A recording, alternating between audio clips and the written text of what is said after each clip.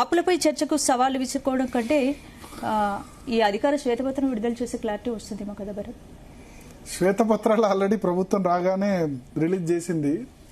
ఎందుకంటే శ్వేతపత్రం 6-7 శ్వేతపత్రాలు రిలీజ్ చేశారు, నాకు ఎగ్జాక్ట్గా గుర్తులేదు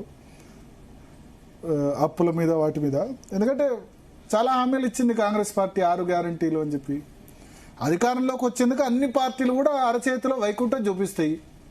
మేము అధికారంలోకి వస్తే చంద్రమండలం చేస్తాం, తులం బంగారం ఇస్తామని వీళ్ళు హామీ ఇచ్చారు. ఇంకోళ్ళు చంద్రమండలం ఇస్తా అంటారు.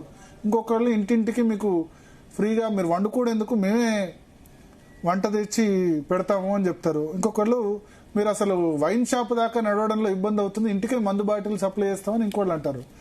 జనం ఆలోచన ఉండాలి, ఉచితాలు ఎక్కడ వాళ్ళు ఇంట్లోంచి ఇస్తున్నారా, ఎక్కడి నుంచి ఇస్తున్నారా అని ఆలోచన ఉండాలి.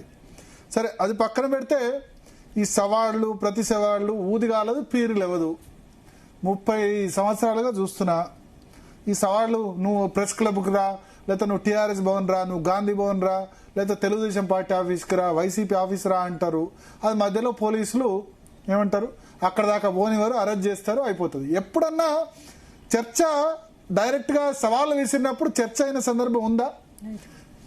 నిజంగా భారతదేశంలో అటువంటి జరగదు. అమెరికా అధ్యక్ష పదవికి మాత్రం అధ్యక్ష పదవిలో పోటీలో ఉన్న వాళ్ళని ఛానళ్ళు 2 ఇంటర్వ్యూలు పెట్టి చర్చ చేస్తారు, ప్రెసిడెన్షియల్ డిబేట్.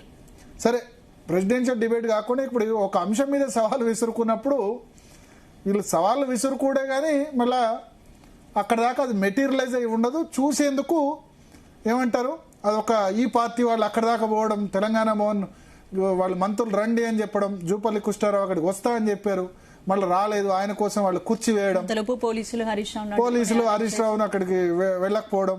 అంటే అధికార పార్టీ వాళ్ళు రా చర్చకు రా అంటే అక్కడ కాదు ఇక్కడికి రా అంటారు. టైం నువ్వు చెప్పినా సరే, ప్లేస్ నేను చెప్పినా సరే, ఇంకెవరు చెప్పినా సరే వస్తాం అది ఇదని చెప్తారు. అది అయ్యేది కాదు, పోయేది కాదు. అంతే. ఏంటంటే బండి సంజయ్ ఒకటి నాకు నచ్చింది, ఏంటంటే బిగ్ బాస్ షో తరహా తరపిస్తుంది, ఇది రియాలిటీ షో తరహా తరపిస్తుంది అని అన్నారు. అంటే ఇందులో బీఆర్ఎస్ నాకు వాళ్ళు రెడీ ఉండే. నిన్న మరి జోపల్లి కృష్ణారావు పిలిచినప్పుడు, లేకపోతే ఆర్ఎస్ ప్రవీణ్ కుమార్ చర్చకు రండి అని పిలిచినప్పుడు 3 మంత్రులు అంటే హరీష్ రావు, ఆర్ఎస్ ప్రవీణ్ కుమార్ రెడీ ఉండే. బట్ కాంగ్రెస్ పార్టీ మళ్ళీ చర్చ ఎందుకు అనుకున్నది, ఏందో వాళ్ళు గన్ పార్క్ అన్నారు. గన్ పార్క్ అన్నప్పుడు మరి గన్ పార్క్ వచ్చేందుకు రెడీగా ఉన్నప్పుడు పోలీసులు అరెస్ట్ చేసినప్పుడు ఈ మంత్రులు 3 ఎవరైతే ఉన్నారో వాళ్ళు పోలీసులు అరెస్ట్ చేయకండి, రానివ్వండి, గన్ పార్క్ దగ్గర చర్చ జరుపుతామని అనొచ్చు కదా. నేను సవాలు విసురుతున్నా, రండి మీరు 2 పక్షాలు కాదు 3 పక్షాలు, బీజేపీ కూడా రండి, మా స్టూడియోలో చర్చించుకుందామని నేను సవాల్ విసురుతున్నా. ఈ అప్పుల గురించి, దాని గురించి ఎవరు బాగు చేశారు, తెలంగాణకు ఎవరు మేలు చేశారు, ఎవరు నష్టం చేశారో నేను సవాల్ విసురుతున్నా. రండి, నా సవాల్ స్వీకరించండి. ఇది కూడా అయ్యేది లేదు, పోయేది లేదు. చూసిన జనంకు పొద్దు నుంచి వినోదం, పొద్దు నుంచే బ్రేకింగ్లు. తెలంగాణ భవన్లో హరీష్ రావు, కేటీఆర్ అని బ్రేకింగ్లు.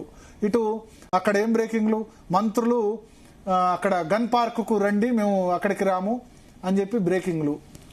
గన్ పార్క్ వద్దామంటే వీళ్ళు అక్కడ పోలీసులు అక్కడ ఆపేస్తారు. ముందు జూపల్లి కృష్ణారావు ముందు మేము తెలంగాణ భవన్కు 11 గంటలకు వస్తా అన్నారు, ఆయన కోసం కూర్చి చేస్తే ఆయన రాలేదు, రాకుండా ఆయన పోయి గన్ పార్క్లో ఉంటాడు. ఇదో గమ్మత్తు. అంటే చూసే జనాలకి కామెడీ అవుతుందని వీళ్ళకి అనిపించట్లే. రాజకీయ పార్టీలకు ఈ చూసే జనాలకి కామెడీ పీసులు. ఉదయం నుంచి చాలా వినోదం జరిగింది. నిజంగా చర్చ జరిగితే బాగుండు. నాకు అనిపించేది అంటే నిజంగా ఇటువంటి ఇష్యూస్ మీద చర్చ జరగాలి, ఇటువంటి చర్చ జరగాల్సిన అవసరం ఉంది. బట్ అన్ఫార్చునేట్లీ జరగలేదు. ఇటువంటి సవాళ్ళు తెలంగాణ ఉద్యమ సమయంలో ఉన్నాయి, ముందున్నాయి, తర్వాత ఉన్నాయి, ఇప్పుడు ఇక ముందు కూడా ఉంటాయి. బహిరంగ చర్చకు రా, అసెంబ్లీ రా అంటారు, చర్చ జరపరు, పోదు. మాట్లాడదాం మనతో పాటు